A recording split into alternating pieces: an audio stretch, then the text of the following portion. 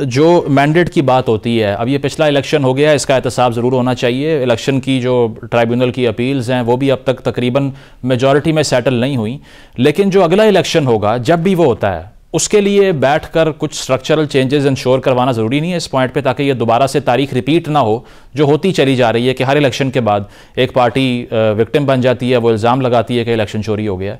आगे के लिए इसको कैसे ठीक करेंगे अगर सियासतदान इकट्ठे बैठ के बात ही नहीं कर रहे? देखिए, अगर ये बिल्कुल आपने सही बात की है। बिल्कुल इन हालात में तो आप अगला इलेक्शन करवा भी नहीं सकते हैं, आपको तो स्ट्रक्चरल चेंजेस आनी पड़ेगी। पहले आपने कहा कि जी जो ट्राइब्यूनल्स हैं वो आधे से ज्यादा काम नहीं हुआ। भाई 9% काम अभी तक हुआ है, अब 24 कहा जा रहा है 9%। जी जी ठीक है, और वो है 180 दिनों में।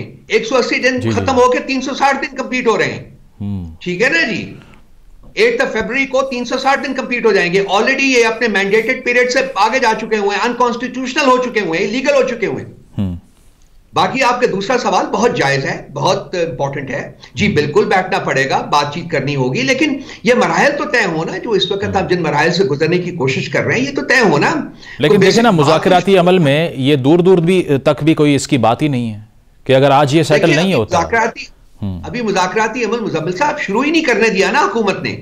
अच्छा, मैं अर्ज कर रहा हूं, बार बार अर्ज कर रहा हूं कि मुलाकात होगी खान साहब के साथ तो मुज़ाकराती अमल आगे बढ़ेगा, उससे पहले नहीं हो सकता। और क्या चीज माने हैं कि खान साहब से इतना खौफ है कि उनसे इजाजत नहीं दे रहे कि उनसे मुज़ाकराती टीम बातचीत करे? क्या खौफ है उनका? नहीं, मेरा ख्याल है वो कन्फ्रंटेशन का खौफ तो रहता है। भुट्टो साहब की भी आपने मिसाल दी, जब उन्होंने भी आर्टिकल 6 के बारे में जो स्पीचेस की थी वही कल को उनकी पॉलिटिकल कॉज को डैमेज करती रहीं। तो शायद आपके मुखालिफिन ये फील करते हो कि चूंकि आपका सियासी बयानी है ये है कि हम बाहर हुए तो सबको जेल में डाल देंगे, that's why do not let them come back. किसी ने ये नहीं कहा मुज़म्मिल साहब, किसी ने ये नहीं कहा कि हम सबको जेल में डाल देंगे। बिल्कुल आप मुझे बताइए किसने कहा है मेरे भाई? प्लीज तासुर जाहिर करने की जरूरत नहीं है। तासुर कायम होने में और किसी के कहने, ये दो मुख्तलिफ बातें हैं। पीटीआई के किसी मेंबर ने इंक्लूडिंग खान साहब ये नहीं कहा, बल्कि उन्होंने बारहा कहा है, उन्होंने पीछे भी कहा है 10 दिन पहले कि मैं अपने ऊपर तमाम होए हुए तमाम जुल्म जो है उसके रिस्पॉन्सिबल लोगों को माफ करता हूं, ये उन्होंने कहा है।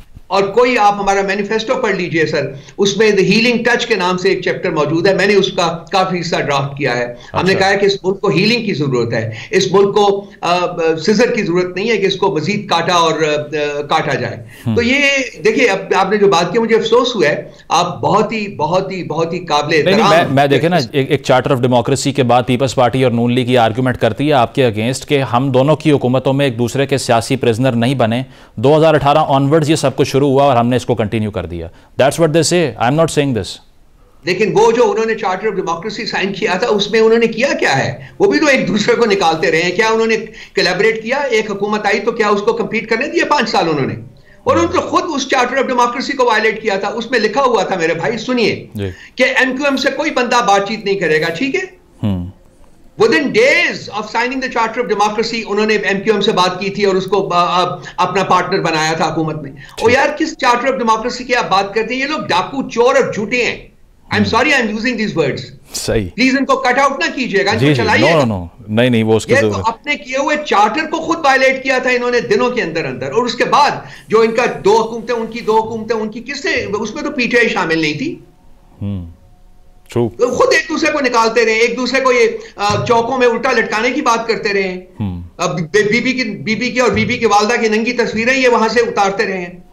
और क्या बात कराएंगे यार? सिकनिंग है ये। सही, ये लोग, इनका कॉन्डक्ट सिकनिंग है, एब्सोल्युटली सिकनिंग। सही। इसके अलावा जो मुज़ाकराती कमेटी के हवाले से असद कैसर साहब ने बात की, उन्होंने कहा कि स्टेक होल्डर्स को भी शामिल कर लें इस अमल में जिनके पास ताकत है। ये किसकी बात हो रही है?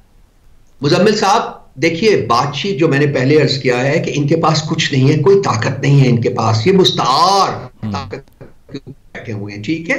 तो बातचीत तो आगे भी एस्टैब्लिशमेंट से हो रही है, मैं नाम ले देता हूं, वो इनके थ्रू हो रही है। ये एक प्लेटफॉर्म है इनका जो इस्तेमाल किया जा रहा है। फिर तो इसका मतलब है रऊफ साहब, फिर तो मीडिया सारा गलत रिपोर्ट कर रहा है, फिर हुकूमत का लफ्ज ही नहीं लिखना चाहिए हमें। तो वो आपकी मर्जी, जो मर्जी लिखिए। बेसिकली ये तो कठपुतली है, इनके पास तो मैंडेट ही नहीं है। बिल्कुल, क्योंकि पहला जो स्टांस था पीटीआई का इस पे वो यही था कि बात एस्टैब्लिशमेंट से होगी। तो मतलब ये है कि चीजें अभी तक वहीं पर जो है मौजूद हैं, उससे आगे बढ़ी ही नहीं थी कभी। That's what you are saying.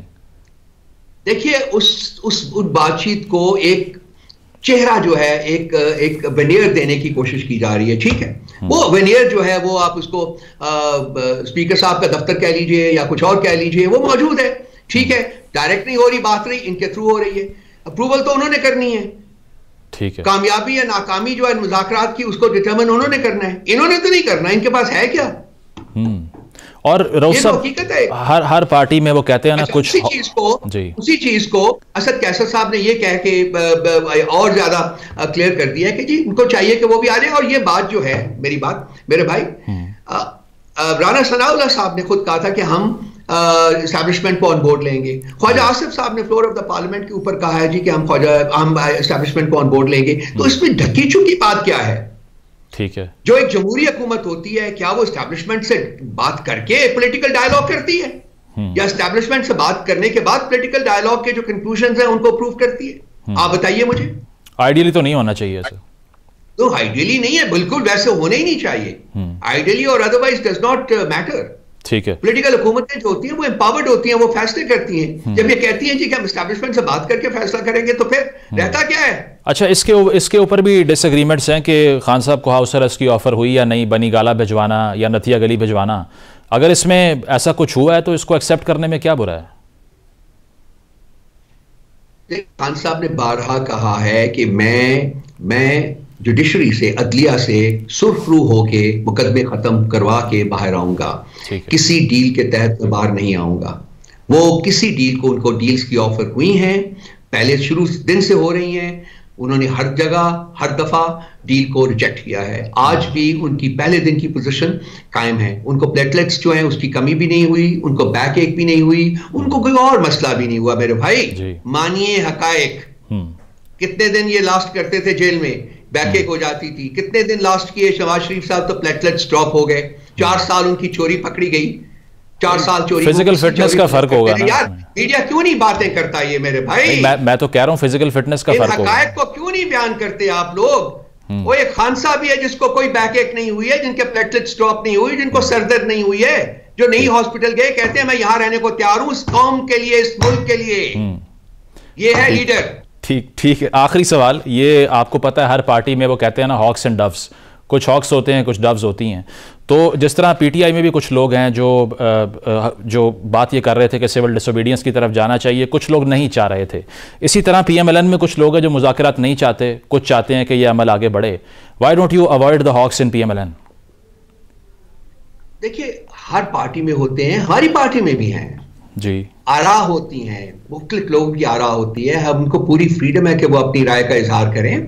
तो हम लोगों ने फिर फैसले करने होते हैं। जब फैसला हो जाता है तो फिर पार्टी जो मैनेज करते हैं, जो प्रेसिडेंट होता है पार्टी का या चेयरमैन होता है या जो भी होता है जिसके पास पावर होती है, उसकी ये रिस्पॉन्सिबिलिटी बन जाती है कि वो फैसलों को इंप्लीमेंट करवाए। अब होता यह है कि जब कुछ ना कोई भी स्टेप होता है तो पीएमएलएन के अंदर से आवाजें आती हैं, खासकर एहसन इकबाल साहब जैसों की, ख्वाजा आसिफ साहब की, और कुछ औकात में राना सना साहब की आवाजें आनी शुरू हो जाती हैं कि जी ऐसा नहीं होना चाहिए, ऐसा नहीं होने देंगे। तो ये तो अपने अंदर ही कुछ लोगों को इन्होंने खड़ा किया होता है ताकि कंफ्यूजन जो है वो बरकरार रहे और वो एक्सेंचुएट होती है। डेलिब्रेट है ये प्रॉब्लम है। ठीक है। बहुत बहुत शुक्रिया। रऊफ हसन साहब हमारे साथ मौजूद थे। शामिल करते हैं, ब्रेक के बाद वापस आएंगे। Stay with us.